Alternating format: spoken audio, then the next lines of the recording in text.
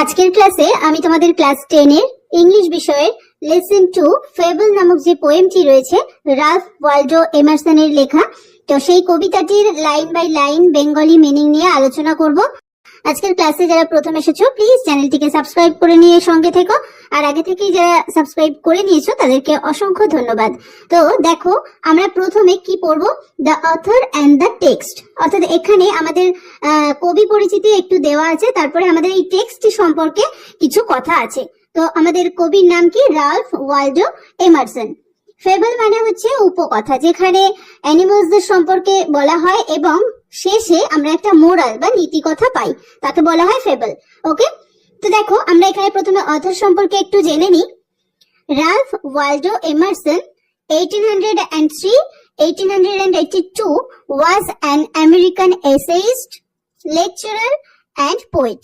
তাহলে Ralph Waldo Emerson, যিনি 1803 খ্রিস্টাব্দে জন্মগ্রহণ করেছিলেন এবং 1882 খ্রিস্টাব্দে মারা গেছিলেন, ওয়াজ অ্যান ছিলেন একজন আমেরিকান এসেইস্ট মানে আমেরিকার একজন প্রাবন্ধিক, লেকচারার মানে হচ্ছে প্রভাষিক, অ্যান্ড পোয়েট এবং একজন কবি। His famous poems include Concord, hymn and Brahma.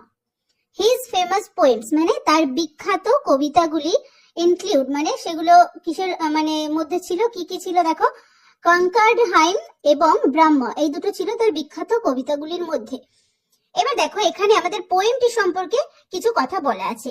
কি দেখো, দ্য পোয়েম কবিতাটি ডিসক্রাইবস মানে হচ্ছে বিবরণ দেয়, এই কনভারসেশন মানে একটা কথোপকথন, বিটুইন মানে মধ্যে, দ্য স্কুইরেল হচ্ছে কাঠবিড়ালি অ্যান্ড দ্য মাউন্টেন এবং পর্বত। তাহলে এই যে কবিতাটি, the poem describes a conversation between the squirrel and the mountain. তাহলে কবিতাটিতে বর্ণনা দেওয়া হয়েছে একটা কথোপকথন একটা পর্বত এবং একটা কাঠবিড়ালির মধ্যে। দ্য স্কুইরেল পয়েন্টস আউট মানে স্কুইরেল মানে হচ্ছে কাঠবিড়ালটি, পয়েন্টস আউট মানে তুলে ধরেছে, দ্যাট যে ইন দিস ওয়ার্ল্ড এই পৃথিবীতে, এভরি বিং মানে সমস্ত কিছুই, লিভিং অর নন লিভিং মানে জীব, লিভিং মানে যারা বেঁচে আছে অর্থাৎ জীব, আর নন লিভিং মানে জড় অর্থাৎ যা কিছু আছে সে জীব হতে পারে বা জড় হতে পারে, বিগ অর স্মল বড় অথবা ছোট, হ্যাভ দেয়ার ইন্ডিভিজুয়াল রিজনস রয়েছে তাদের ইন্ডিভিজুয়াল মানে আলাদা আলাদা রিজনস মানে কারণ, ফর এক্সিস্টেন্স মানে তার অস্তিত্বের। তাহলে এইখানে কবিতাটিতে একটা ছোট্ট স্কুইরেল সে তুলে ধরেছে যে এই পৃথিবীতে মানে জীবিত বা জড় ছোট বড় সমস্ত কিছুরই কিন্তু একটা নিজস্ব অস্তিত্ব রয়েছে বা তার নিজের একটা কারণ রয়েছে তার অস্তিত্বের। তো সেই বিষয়ে কবিতাটি আমরা পড়বো। তো চলো এবার দেখা যাক।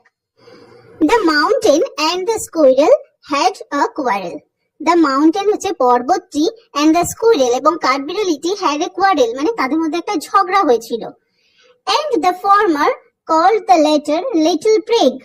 অ্যান্ড দ্য ফর্মার, ফর্মার মানে হচ্ছে আগের জনকে দ্য মাউন্টেন অর্থাৎ পর্বত, কল্ড মানে বলেছিল, দ্য লেটার মানে পরের জন্য মানে হচ্ছে স্কুইরেল বা কাঠবিড়ালিকে বলেছিল লিটল প্রেগ। লিটল মানে হচ্ছে ছোট, প্রিগ মানে হচ্ছে যে মানে সেলফ স্যাটিসফাইড অর্থাৎ নিজে সন্তুষ্ট নিজের বিষয় নিয়ে, তাকে বলা হয় প্রিগ। তাহলে লিটল প্রিগ এর মধ্য দিয়ে এখানে যে মাউন্টেন সে কিন্তু তার নিজের যে বিশাল বড় সেই ব্যাপারে একটু গর্ববোধ করে তাকে লিটল বলে এখানে তাকে বলেছে প্রিগ, লিটল প্রিগ। নেক্সট দেখো, বান রিপ্লাইড। বান মানে হচ্ছে এখানে স্কুইরেলকে বলা হয় বান। বান রিপ্লাইড, বান হচ্ছে উত্তর দিয়েছিল। কে দিয়েছিল দেখো, অনেকটাই বলেছে Bun. You are doubtless very big.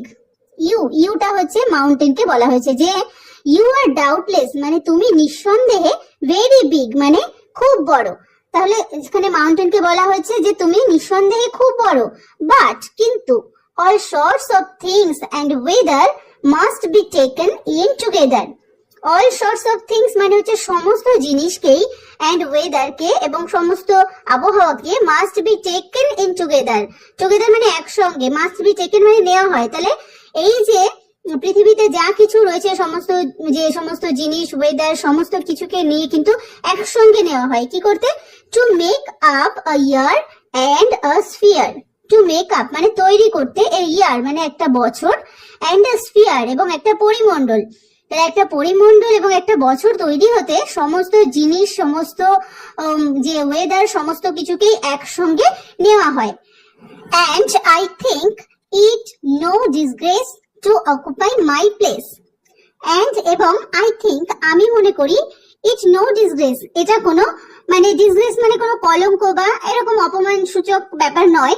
To occupy my place, occupy মানে হচ্ছে মানে অধীনে থাকা, my place মানে হচ্ছে আমার জায়গা, occupy মানে হচ্ছে এখানে সেন্স হচ্ছে যে আমি আমার যে জায়গাতে রয়েছি, তার মানে সে যে একটা ছোট স্কুইরেল, তো তার সেই জায়গাতে থেকে তার কাছে এটা কোনো কলঙ্কের বিষয় নয়। If I am not so large as you, you are not so small as I.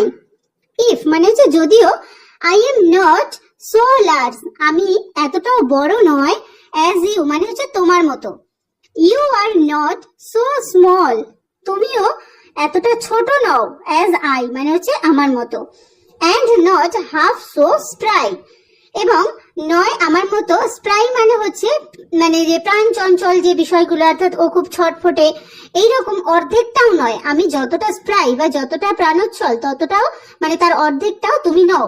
তাহলে এই কথাগুলো সবকিছু কে বলছে দেখো, এখানে বান বলছে, বান রিপ্লাইড, এখানে দেখো কোটেশন এখান থেকে কিন্তু শুরু হয়েছে, অর্থাৎ এই কথাগুলো সমস্ত কিছুই বান বা স্কুইরেল বলছে।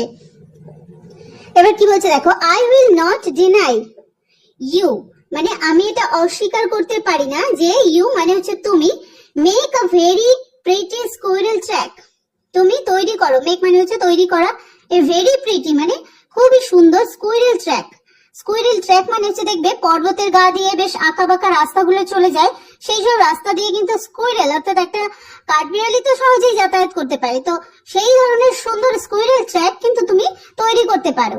ট্যালেন্টস ডিফার, ট্যালেন্টস মানে হচ্ছে প্রতিভা, ডিফার মানে এটা হচ্ছে আলাদা আলাদা হয়।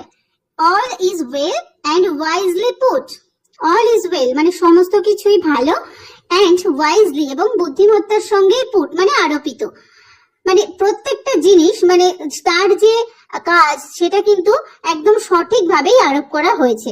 If I can't carry forest on my back, যদি আই ক্যানট ক্যারি আমি পারি না বহন করতে, কি ফরেস্ট মানে জঙ্গল বহন করতে পারি না, অন মাই ব্যাক মানে আমার পিঠে, এখানে জঙ্গল বহন করা মানে হচ্ছে পর্বতের গায়ে দেখো প্রচুর মানে ঝোপঝাড় জঙ্গল গাছপালা রয়েছে, তাহলে পর্বত কি সেগুলো বহন করছে, তো যদিও আমি সেই জঙ্গল আমার পিঠে বহন করতে পারি না, neither can you crack a nut, তুমিও কি করতে পারো না, ক্র্যাক মানে ভাঙা, এ নাট মানে একটা বাদামকে ভাঙতে পারো না, এটা কিন্তু একটা স্কুইরেল পারে তাই না, একটা বাদামকে ফাটিয়ে সে বাদাম খায়, এটা কিন্তু করতে পারে না কোনো মাউন্টেন, তাহলে সে অনেকটাই বড় কিন্তু সে ছোট হওয়া সত্ত্বেও এটা করতে পারে, মানে এখানে কি বলা হচ্ছে যে ট্যালেন্ট এক একজনের এক এক রকম হয়ে থাকে, মানে যে ছোট জিনিস হলে ছোট জিনিসের ট্যালেন্ট, আবার বড় জিনিস যে তার ট্যালেন্ট বড় জন কিন্তু আবার ছোট জনের মতো হয় না, ছোট জিনিস বড় জিনিসের মতো হয় না, এটাই হচ্ছে এই কবিতাটির বিষয়বস্তু।